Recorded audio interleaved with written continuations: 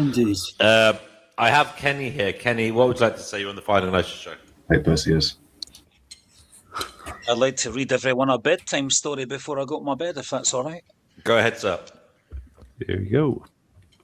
Okay. A poem? Go on then. Once upon a time, in a confused little village, there lived a group of fellows known as the male feminists. Now, in this village, most people acted out of simple self-interest. But the male feminists were different. They practiced a strange shame dance, apologizing loudly for the crime of being men. They were like birds who hated their own feathers, or as village elders whispered, as masochistically counterintuitive as Jewish Nazis, black Klansmen, or white Democrats.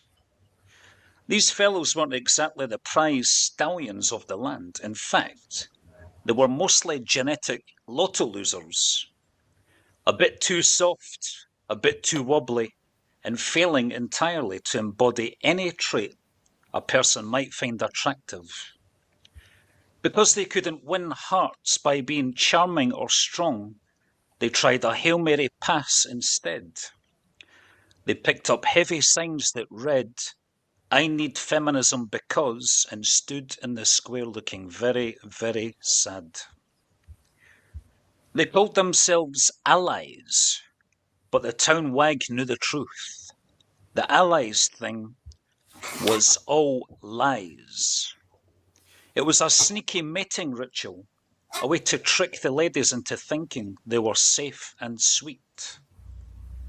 They hung around feminist rallies like hopeful scavengers, thinking that if they apologized enough for their own existence, a woman might finally notice them. "I'm a feminist," they would shout, hoping the sound would act like a date-rape drug of deception. But they didn't actually understand women at all.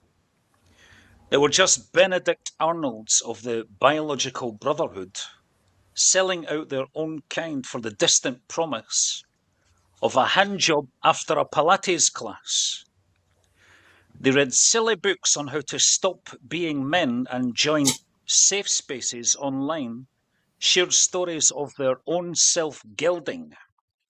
They were white knights on pale ponies, smarmy and wormy, hiding their true intentions behind the mask of virtue. But the story ends harshly, little one. For a man who hates himself is a man no one can love. The village eventually saw through their rape by deception and realized that these castrati were the biggest enemies of all. And so the movement was plucked violently from the earth like a weed, so it could never lay its sneaky seeds again. The end. Sleep tight, and remember, never trust a knight who hates his own armor. There you go. Thank you, Kenny. I really like that story. Wonderful story.